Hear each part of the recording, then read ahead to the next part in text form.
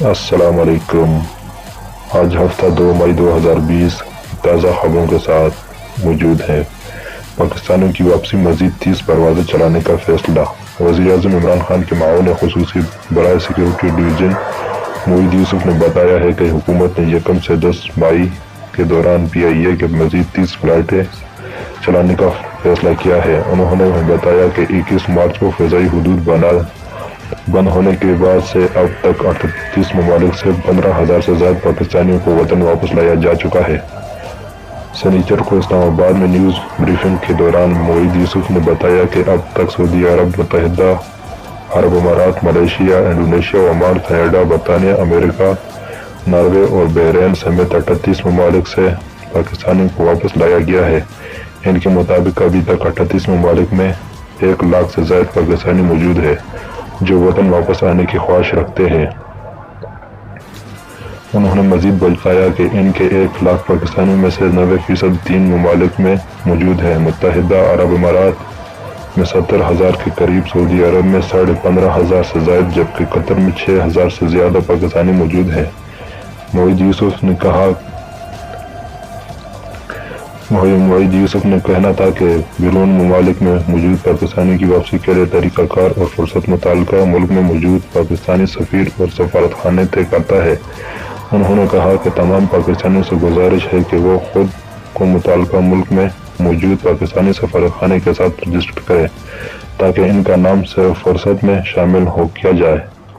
معاون خصوصی برائے سیکورٹی ڈویژن نے مزید کہا کہ حکومت نے جن پاکستانیوں کو ترجیحی بنیادوں پر واپس لانے کا فیصلہ کیا ہے،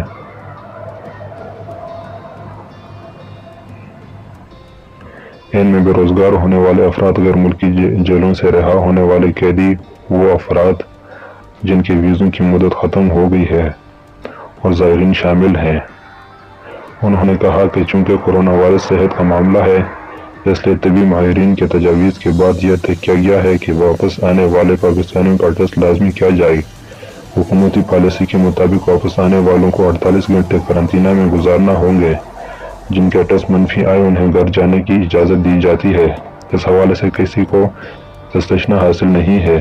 انہوں نے کہا کہ ایک مسافر کو پاکستان پہنچانے کے بعد گھر جانے میں 3 سے 4 دن لگ سکتے ہیں، کیونکہ ٹیسٹ کا نتیجہ آنے میں بھی بعض اوقات 2 دن لگ جاتے ہیں۔ موحد یوسف کا کہنا تھا کہ گھر جانے والوں سے کہا جاتا ہے کہ وہ 14 دن تک گھروں میں ہی رہیں اور اپنا خیال رکھیں۔ معاون خصوصی برائے سیکورٹی ڈویژن نے بتایا کہ وفاقی اور صوبائی حکومت کے پاس ایک وقت میں زیادہ سے زیادہ 8,000 پاکستانیوں کو واپس لانے اور ان کے ٹیسٹ کرنے کی صلاحیت موجود ہے۔ ان کے مطابق وزیر اعظم نے کہا ہے کہ صوبوں کے ساتھ مشاورت کر کے اس صلاحیت میں اضافے کیے جائیں گے۔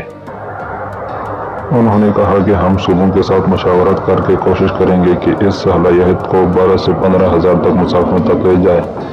موحد یوسف نے واضح کیا کہ پاکستان سے باہر جانے پر کوئی پابندی نہیں ہے۔ آپ فی الحال PIA اور قطر ایئر ویز کی مخصوص پروازوں کے ذریعے ملک سے باہر جا سکتے ہیں۔